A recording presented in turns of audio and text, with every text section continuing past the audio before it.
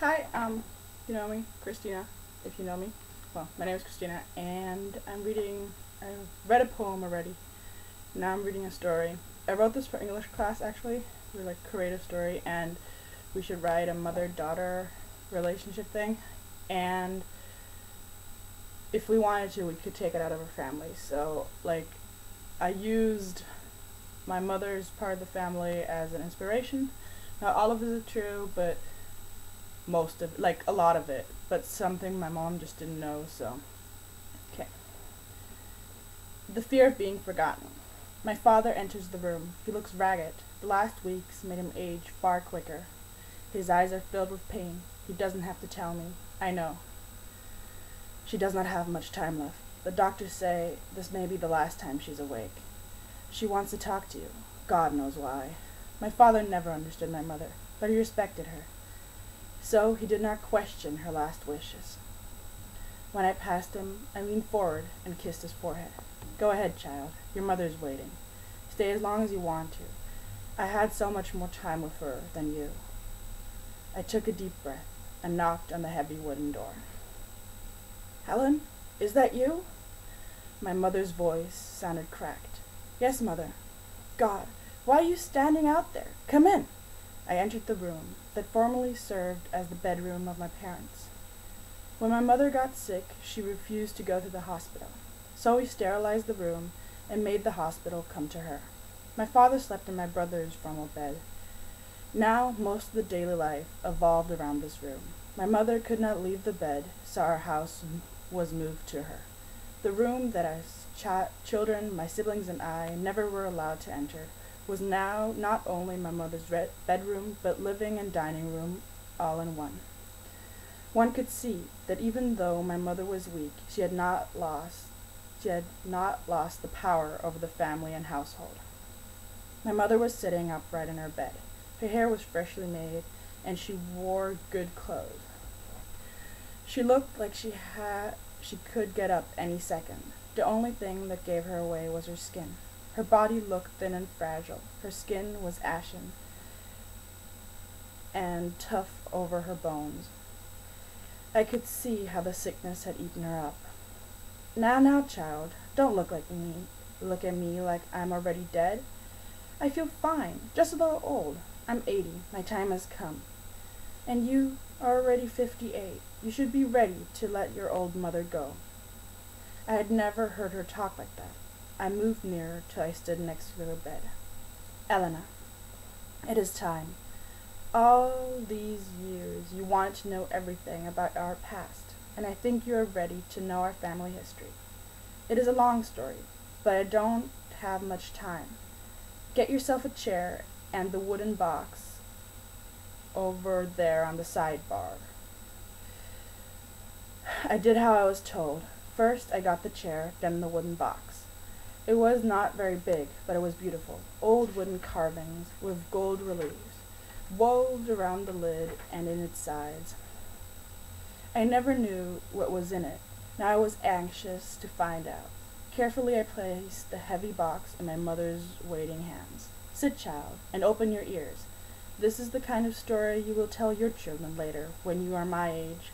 My mother looked tired, but her eyes started to glow with life when she opened the box. You know that Baba Olimba, your Lela, your Chicho, and I come from Greece. We had to flee to Bulgaria. We were 5 children from the age of 4 to 14. I wanted to say something, but my mother hushed me. Helena, I am talking. I know you just remember 3 of your aunties and uncles.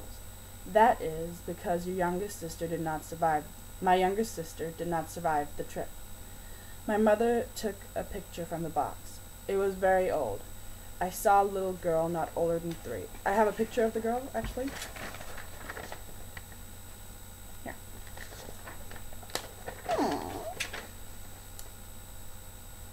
She died just 2 weeks after we fled from Greece. She drowned in a water bud. She was always so lively, but I'm going out of order. We lived in a little town by Thessaloniki. My father had died when I was 8. He worked on the field with a bull plow. He had survived the First War in 1921 against the Turks. No one knows why, but the bull must have bolted, and he came under the hooves. His skull was crushed. He was dead right away, and left Baba Limba back with 3 children of the age of 1 to 11. It was hard times to come. My mother thought he had did it on purpose, so he didn't have to go back to war. So we never talked about our father. It was like we never had one. All I could save before my mom burned all the signs was this picture. She gave me an old dirty picture.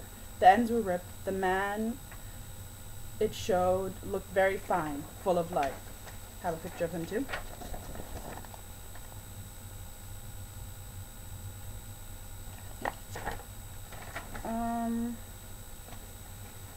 My mother did not wait for me to reply and headed on with her story.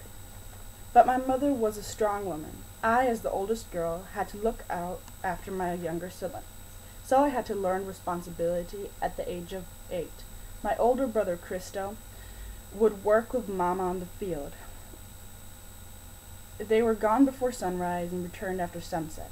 This was the only way to keep the family alive. We did not attend a real school, just Sundays every other week after church. We never really learned how to read or write.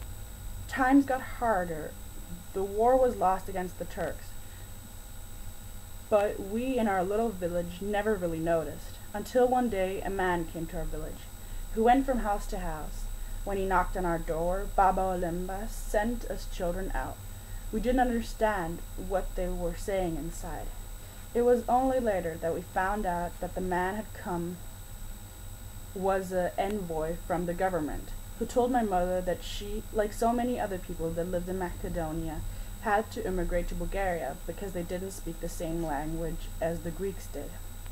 We had to flee, go to Bulgaria, a land we never dreamed of calling home.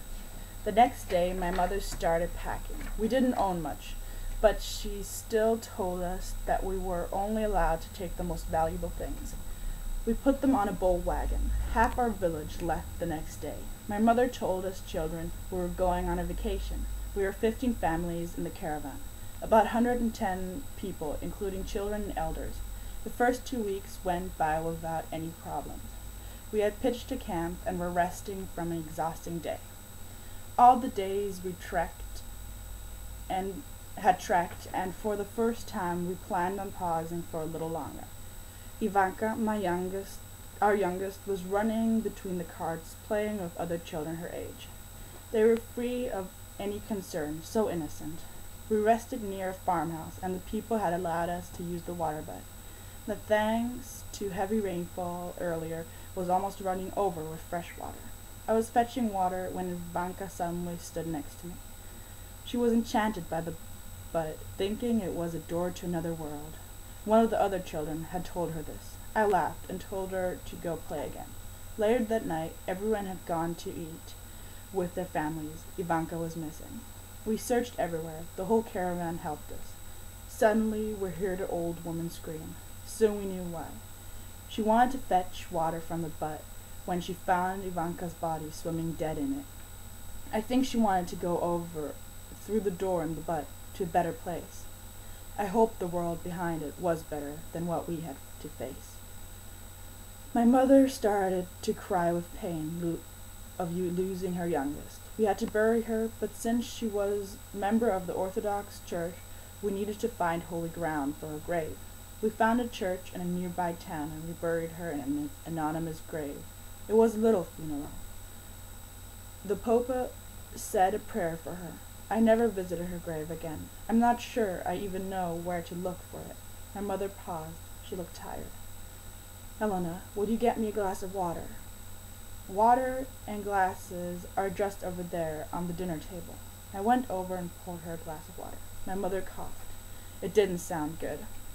Are you okay, Mother? We can pause for a minute if it gets too hard for you to talk. I passed her the glass. She drank a sip. Nonsense, Helena. We don't have time for a pause. I don't have any problems talking. I'm just thirsty. I should have known that my mother would have never admitted that she was tired or weak. She had too much pride. She handed me the empty glass and continued.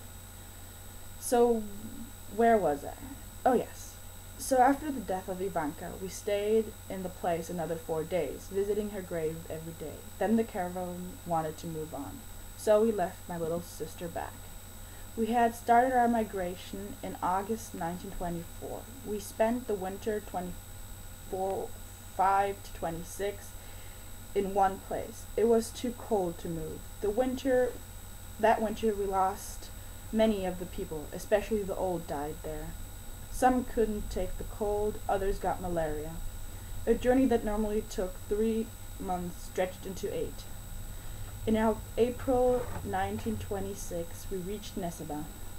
We were 110 people when we left our village near Thessaloniki, and 78 when we arrived at our new home. We faced a town where 70% of the people had left to Greece for the same reason we had come to Bulgaria. There was enough land to host the new arrivals. We went to the department that handled the housing. Thanks to a law that was imposed in the same year that we came to Bulgaria, we were given land to live on. We built a small house, not much. This is where I lived for another 4 years. In that time we worked here and there, never for long. Until in 1930, my sister and I moved to Plovdiv, so we could work in a tobacco factory. I entered the Macedonian People Association. This is where I met your father in 1932. The funniest thing is, your father comes from Thessaloniki. He can tell you the story much better. Well, my child, I wanted you to hear the story from me. I took my mother's hand. It was my mother's hand. It was ice cold. Mama, are you okay? You feel cold. Yes, sure, Helena. I feel fine. I'm happy you finally know all this. Just one more thing. The box. For the first time, I was handed the box open. It was full of pictures and a little book. A little book. All of them looked ragged.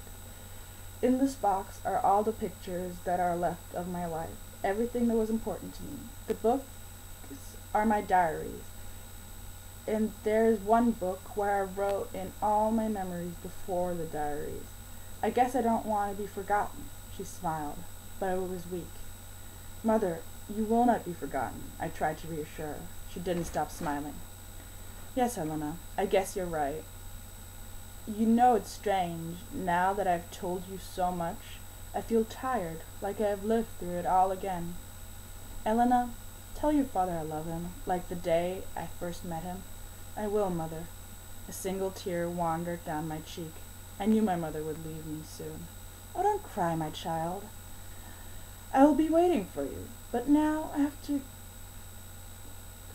to go to my mother and little Ivanka. Maybe my mother and my father have talked things out. Wouldn't that be nice? Just promise you won't forget me. I won't, Mama, I won't. My mother's fingers wiped away the tears, like she always had when I was a child. Goodbye, Elena. Oh, don't forget to tell your brothers how much I love you all. She had already closed her eyes, but the smile was still there. I love you too, Mama. My mother's hand dropped from my cheek, and I knew she had died in peace. Yeah. That's the story. I hope you enjoyed it. I'm sorry. It was the first time I read it for since last summer. Yeah. So, bye. And sorry for this. I just got out of bed and I'm cleaning my room.